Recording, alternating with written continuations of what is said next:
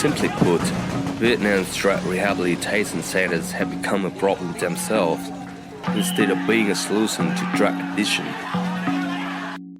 In the last few years, there have been numerous cases of rehab centers inmates breaking out. Last August, nearly 250 addicts from the center in the Mekong Delta province of Tiên Giang marched onto the national highway.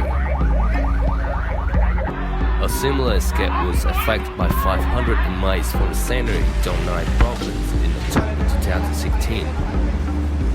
The notorious rehab centers of all are apparently in Area Vung Tau Educational Training Center. Nearly 200 inmates unsuccessfully tried to break through the main entrance in November 2016. Earlier in May, 78 people escaped from the center. The most serious breakdown had happened a month earlier, in April 2016, with 450 inmates tearing fences down and even attacking the guards as they sought to escape. Ba thằng nó vô nó cầm hai cái dao với người chú, một thằng cầm một đá bự, nó đòi đập đầu chú mà, chú bắt đầu nó kêu là cái gì, mình để chìa khóa đó thì chú cũng để tự do thì mình nó làm gì là không chống cự được. As these breakdowns happened, inmates also said they have engaged in violence and caused damage within outside the centers.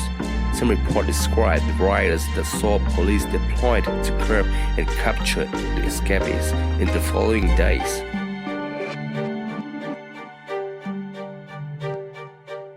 But the inmates had a story to tell too. The breakdowns were triggered by harsh conditions, including violence inflicted on them as part of the treatment. The most recent breakdown in Tiên Giang province happened after disagreement with staff escalated into an assault, and patients wielding knives and bricks encouraged the order to break down the doors. Inmates later told the police that they were very harshly treated by the rehab center. Tôi làm về mệt, bỏ một ngày 8 tiếng đồng hồ, về làm chiếc tàu vụ chiếc của mình đẹp mà không ngay dù xéo xẹo một tiếng thì bắt đầu quýnh 13 tiếng. Chúng tôi làm về mệt mỏi, sức đâu mà quỳ gối rồi vậy, quỳ không ngang rồi quýnh. Such brutality is not an isolated instance in Vietnam's 132 rehab centers. The country has around 220,000 drug addicts officially registered.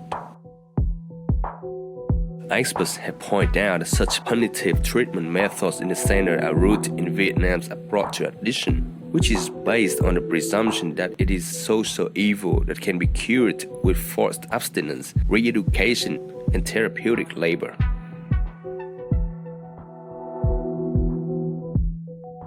Authorities continue to remand drug users to 2-year stints in compulsory drug detention centers, where they face a program of detoxification, a labor that has drawn international criticism for years. Overcrowding at these centers make matters worse. In fact, most of the centers from which inmates have escaped are operating at 300 to 400 of their capacity. Đầu tư cho công tác này cũng chưa đến nơi đến chốn. Đặc biệt là có nhận thức là vì trong sạch địa bàn mà tìm mọi cách để đưa tất cả những người nghiện nặng cũng như vừa mới nghiện cũng như nghiện có cư trú và không có cư trú vào các cơ sở này, dẫn đến một cái tình trạng là quá tải. The centers are also understaffed, further compounding the problem. According to the World Health Organization, many drug rehab facilities in Vietnam do not have a single doctor, and instead are run by the mix of government officials, managers, and social workers. Bây giờ là các bác sĩ lại không có, chính sách thu hút họ về đó gần như không ai về, mà chủ yếu là đào tạo từ ngành của mình đưa đi thôi, nghĩa là nó không đáp ứng được cái yêu cầu để cung ứng các dịch vụ chăm sóc sức khỏe hoặc là phục hồi sức khỏe cho người nghiện.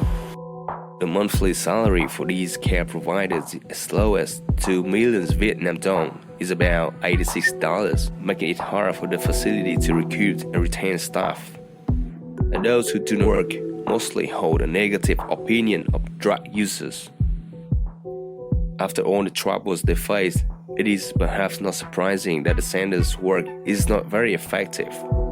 Studies conducted by the Vietnamese government indicate that up to 95% of addicts discharged from the compulsory drug detention centers relapse within 2 years. In the current situation, there's some good news and some bad news. The good news is the country is turning toward a hopefully better solution for drug rehabilitation, closing such controversial centers down to 10 and transforming the rest into so-called multi-purpose centers or community-based voluntary treatment regimens. The bad news is the transition has proven tricky, given the widely held belief that drug addiction stems from moral failure and the unresolved lack of competent doctors, therapists, and equipment. If the remaining compulsory drug detention centers in the country still persist with their forceful treatment procedures, fences and walls unlikely to prevent further breakdown attempts.